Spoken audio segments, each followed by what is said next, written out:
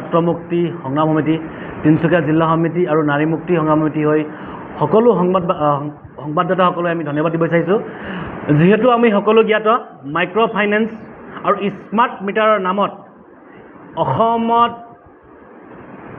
উন্নতি আৰু বিকাশৰ নামত অহা যি বিজেপি চৰকাৰ, এই বিজেপি চৰকাৰে বৰ্তমান সময়ত স্মাৰ্ট মিটাৰ আৰু মাইক্ৰ ফাইনেন্সৰ নামত যি ৰাম ঠগন দি আছে, সেই ৰাম ঠগনৰ বিৰুদ্ধে যি স্মাৰ্ট মিটাৰৰ নামত যি স্মাৰ্ট চুৰিকাণ্ড চলাই আছে, সেই স্মাৰ্ট মিটাৰৰ বিৰুদ্ধে আজি এই প্ৰেছ মিট দিয়া হৈছে বা সংবাদ মেল দিয়া হৈছে। পোনপ্ৰথমে কথাটো হ'ল বিজেপি চৰকাৰৰ মুখ্যমন্ত্ৰী ডক্টৰ হিমন্ত বিশ্ব শৰ্মা অৰ্থাৎ অসমৰ লাখ লাখ জনগণৰ মুখ্যমন্ত্ৰী ডক্টৰ হিমন্ত বিশ্ব শৰ্মাই সদনৰ মজিয়াত নিজ মুখেৰে ভাষ্য প্ৰদান কৰিছিল যে তেখেতে মাইক্ৰ ফাইনেন্সৰ লোন মাফ কৰিব বুলি। এতিয়া প্ৰশ্ন উত্থাপন হৈছে, সেইখন পবিত্ৰ মজিয়াৰ পৰা এবাৰ তেখেতে প্ৰতিশ্ৰুতি দিয়াৰ পিছত তেখেতে নিজৰ প্ৰতিশ্ৰুতিত কেলে অথচ ৰোৱা নাই, তেখেত কেলে এই প্ৰতিশ্ৰুতিত ৰৈ থকা নাই, তেখেতে কিয় মাইক্ৰ ফাইনেন্সৰ নামত বাৰে বাৰে এই যি প্ৰাইভেট কোম্পানীসমূহে কেলে খাটি খোৱা জনতা, খাটি খোৱা ৰাইজক, খাটি খোৱা আই মাতৃসকলক তেখেতলোকে কিয় কষ্ট দিছে, কিয় অশান্তি দিছে, তেখেতলোকে কিয় হাৰাশাস্তি প্ৰদান কৰিছে, এই প্ৰশ্ন আদি উত্থাপন কৰিছোঁ আমি। আজি বৰ্তমান উপস্থিত আছোঁ ডুমডুমা লোকসভা সমষ্টিত, আৰু ডুমডুমা লোকসভা সমষ্টিৰ বিধায়ক হ'ল ৰূপেশ গলা।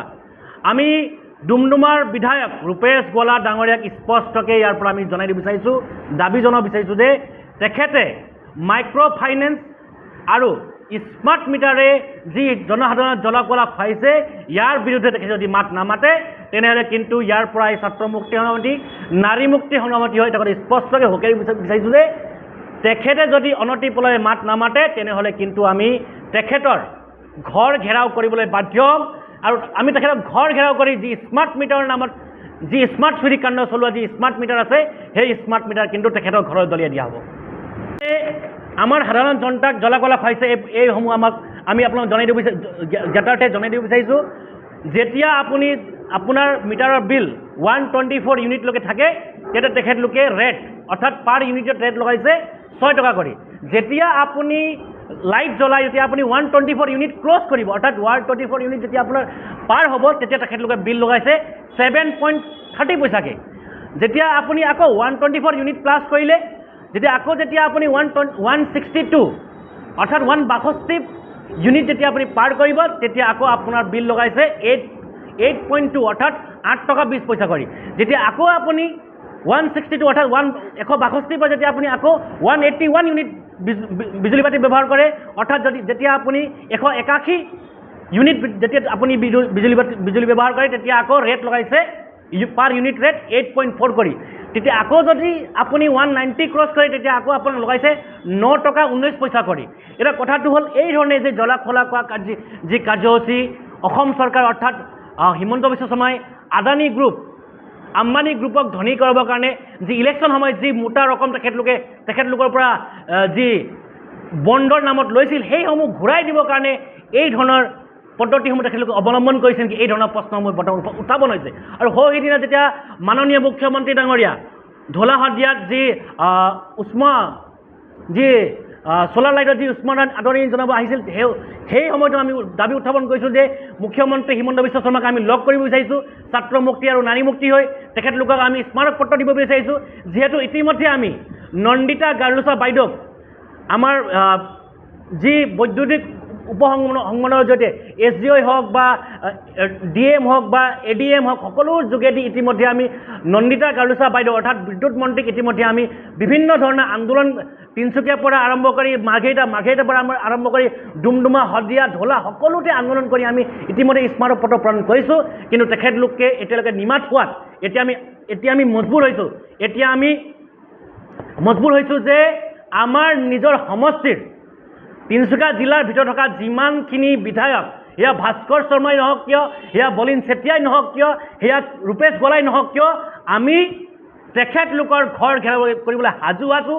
যদি তেখেতলোকে অনতিপলমে স্মাৰ্ট মিটাৰৰ বিৰুদ্ধে আৰু মাইক্ৰ ফাইনেন্সৰ যি ঋণৰ নামত যি ৰাম ঠগন দিয়া হৈছে, ঋণ মাফ কৰিম বুলি যি প্ৰতিশ্ৰুতিসমূহ সম্পূৰ্ণ কৰা হোৱা নাই, সেই প্ৰতিশ্ৰুতি যদি তেখেতলোকে মাননীয় মুখ্যমন্ত্ৰী ডক্টৰ হিমন্ত বিশ্ব শৰ্মাক তেখেতলোকে যদি মনত পেলাই নিদিয়ে তেনেহ'লে কিন্তু আমি তিনিচুকীয়া জিলাৰ সমূহ বিধায়কসকলক আমি সাজু হৈ থাকিব অনুৰোধ জনাইছোঁ। যিহেতু ছাত্ৰ মুক্তি আৰু কৃষক মুক্তি আৰু নাৰী মুক্তি তেখেতলোকৰ ঘৰ ঘেৰাও কৰিবলৈ আহি আছে আৰু ঘৰ ঘেৰাও মাত্ৰ নহয়, যি স্মাৰ্ট মিটাৰসমূহ আমি তেখেতলোকৰ ঘৰ ঘেৰাও কৰি তেখেতলোকৰ চোতালে চোতালে দলিয়াবলৈ আমি সাজু আছোঁ। আৰু ইতিমধ্যে আমি সকলো জ্ঞাত যে মাইক্ৰ' ফাইনেন্সে সকলক সাধাৰণ জনতাসকলক যি ধৰণে ৰাম ঠগন দি আছে আৰু মাইক্ৰ' ফাইনেন্সৰ যি ইতিমধ্যে আমি শুনিব পাইছোঁ মাইক্ৰ' ফাইনেন্সে যি NOC-সমূহ ইতিমধ্যে ব্লক ডেভেলপমেণ্ট অফিচত আহি ঠাক ঠাক হৈ ৰৈ আছে বোলে। তাৰ পাছতো কিন্তু যি মাইক্ৰ' ফাইনেন্স দিয়া যি এজেণ্ট আছে, যি দালালসমূহ আছে, সেই দালালসকলে কিন্তু এতিয়া বৰ্তমান গাঁৱে গাঁৱে গৈ যেতিয়া NOC পালেতো তেখেতলোকে পইচা দিব নোৱাৰিব বুলি তেখেতলোকে এতিয়া একদম জল্দি একদম তাৎক্ষণিকভাৱে কামসমূহ আৰম্ভ কৰিছে বুলি ইতিমধ্যে আমি শুনি পাইছোঁ। আৰু কিছুমান ঠাইত আইমাতৃসকলে গম নোপোৱাকৈ তেখেতলোকে গম নাপায় যে কি ধৰণৰ কৰ্মকাণ্ডসমূহ ইতিমধ্যে চলি আছে। তেখেতলোকে মাটি বিক্ৰী কৰি নিজৰ সাঁচি থোৱা পইচাৰে ক্ৰয় কৰা গৰু ছাগলী বিক্ৰী কৰি তেখেতলোকে কিন্তু ইতিমধ্যে মাইক্ৰ' ফাইনেন্সৰ ঋণ ধাৰসমূহ তিৰিছে বা তেখেতলোকে পৰিশোধ কৰিছে। কিন্তু প্ৰশ্ন উত্থাপন হৈছে কিয় যেতিয়া NOC-সমূহ ইতিমধ্যে আহি ব্লক ডেভেলপমেণ্ট অফিচাৰসমূহ যেতিয়া ৰখি আছে তেখেতলোকে কেলে বিলোৱা নাই।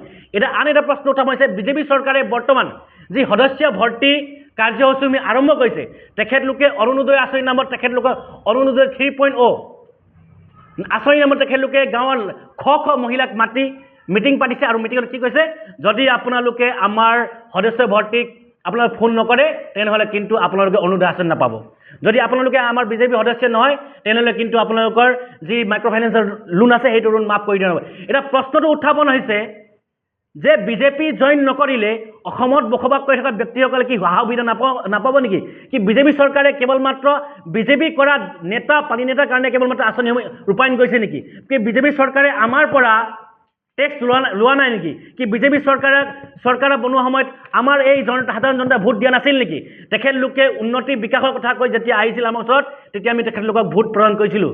কিন্তু বৰ্তমান সময় আহি পৰিছে, আহি থকা অনাগত যি বিধানসভা নিৰ্বাচন হওক, আহি থকা যি পঞ্চায়ত নিৰ্বাচন হওক, সেই পঞ্চায়ত নিৰ্বাচনত কিন্তু যদি বিজেপি চৰকাৰে স্মাৰ্ট মিটাৰৰ নামত চলোৱা ৰাম ঠগন, মাইক্ৰ' ফাইনেন্সৰ নামত চলোৱা ভুৱা প্ৰতিশ্ৰুতি যদি তেখেতলোকে পূৰ্ণ কৰি নিদিয়ে তেনেহ'লে কিন্তু স্পষ্ট কথা ছাত্ৰ মুক্তি আৰু নাৰী মুক্তি আৰু কৃষক মুক্তি যে তেখেতলোকক গাঁৱত আহিবলৈ দিয়া নহ'ব, তেখেতলোকক গাঁৱত আহি ভোট বিচাৰিব দিয়া নহ'ব।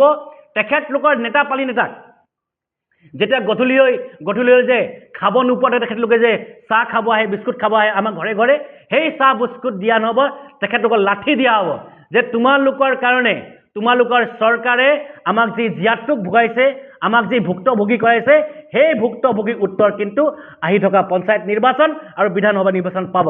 আৰু এই যি মাইক্ৰ' ফাইনেন্সৰ আমাৰ যি ৰামঠগন চলাইছে সেই ৰামঠগনসমূহ বন্ধ কৰি নিদিয়ে।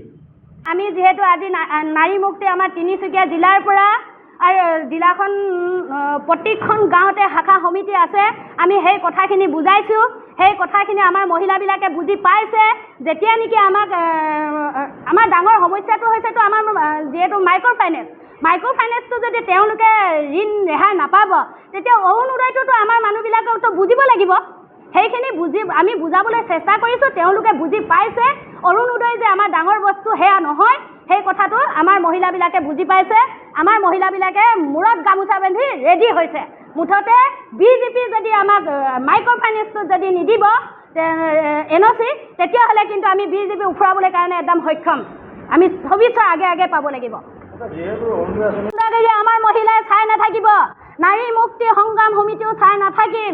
যিহেতু আমি সেই গুণ্ডাগিৰি আমি উফৰাই দিবলৈ কাৰণে ৰেডি আছোঁ। আমি নাৰী মুক্তি সংগ্ৰাম সমিতি আৰু আমাৰ সকলো মহিলাই উফৰাই দিবলৈ ৰেডি আছোঁ।